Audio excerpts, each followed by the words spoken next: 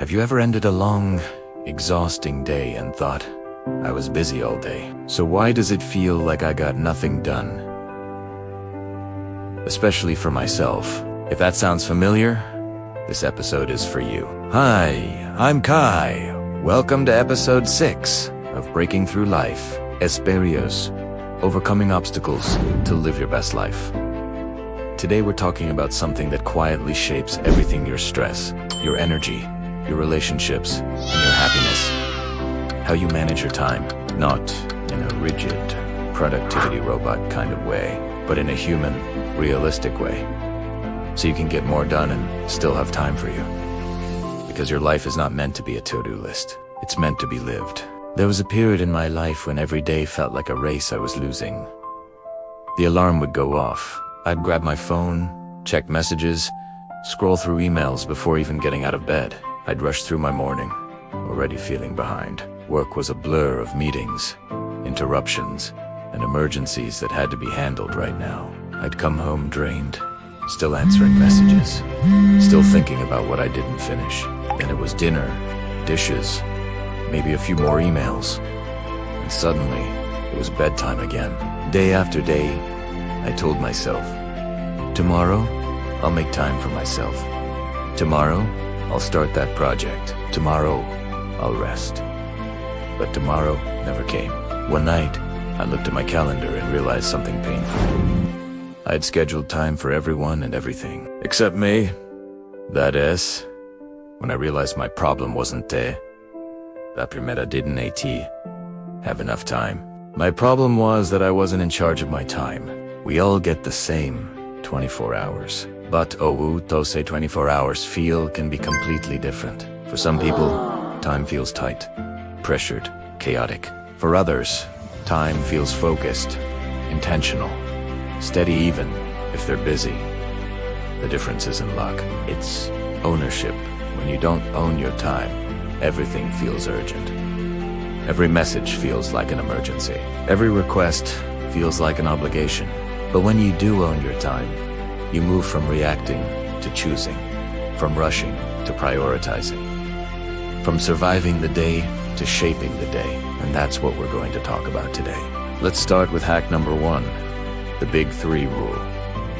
Most people wake up and attack their day with a giant, overwhelming to-do list. At the end of the day, they feel like they failed because the list never ends. I started doing something different.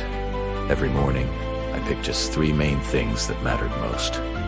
Not 30, not 10, 3.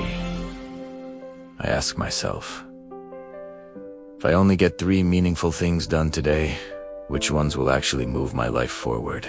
Sometimes it was a work task. Sometimes it was an important conversation. Sometimes it was going to the doctor, or exercising, or planning the week. Those 3 became my non-negotiables. Everything else was nice to have, but the big 3 were must-do. And at the end of the day, even if things got messy, I could say, I moved what matters. That changed how I felt about my time. Hack number 2, time blocking with compassion. Now, time blocking sounds intense, but it's simple. You give each type of task a home in your schedule. Instead of doing everything, everywhere, all at once, you decide. This hour is for focused work. This 20 minutes is for email. This 30 minutes is for myself. This evening is for family. You don't have to fill every minute. You just give your attention a direction. Here's the key, though. Do it with compassion, not perfection. If something goes wrong, you don't say, I ruined the day. You say, okay, let me adjust. Your schedule should serve your life, not strangle it. Next, hack number 3 is about saying no to say yes. One of the biggest reasons people feel they don't have time is that their schedule is full of things they never should have said yes to. I used to say yes to everything. Extra tasks, extra meetings, extra favors, extra commitments. Why? Because I didn't want to disappoint anyone. I didn't want to seem selfish. I wanted to be the reliable person. But here's what I eventually learned. Every time you say yes to something, you are saying no to something else. Sometimes, saying yes to one more task means saying no to sleep. No to exercise.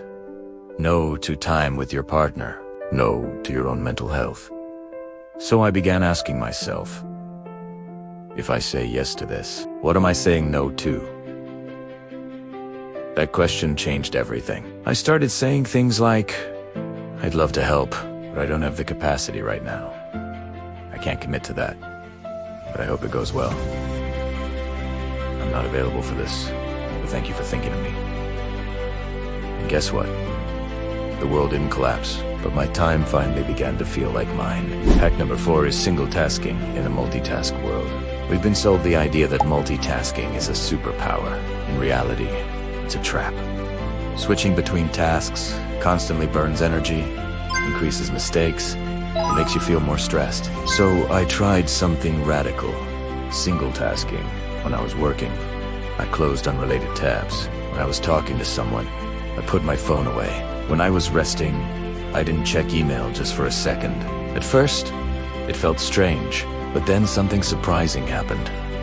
I finished tasks faster. I made fewer mistakes. I felt calmer, not scattered. Time felt deeper, richer, fuller.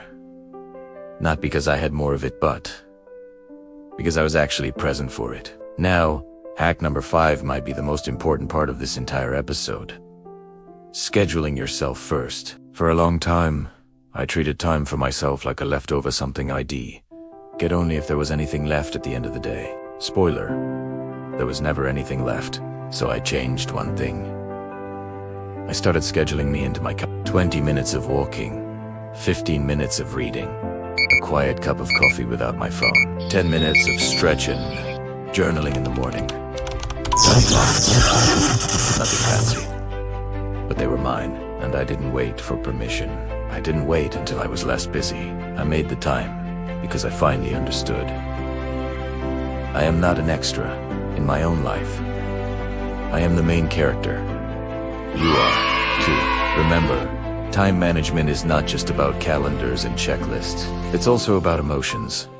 Guilt for resting, anxiety about not doing enough, fear of falling behind, shame for not being productive. So let me say this clearly. You are allowed to rest.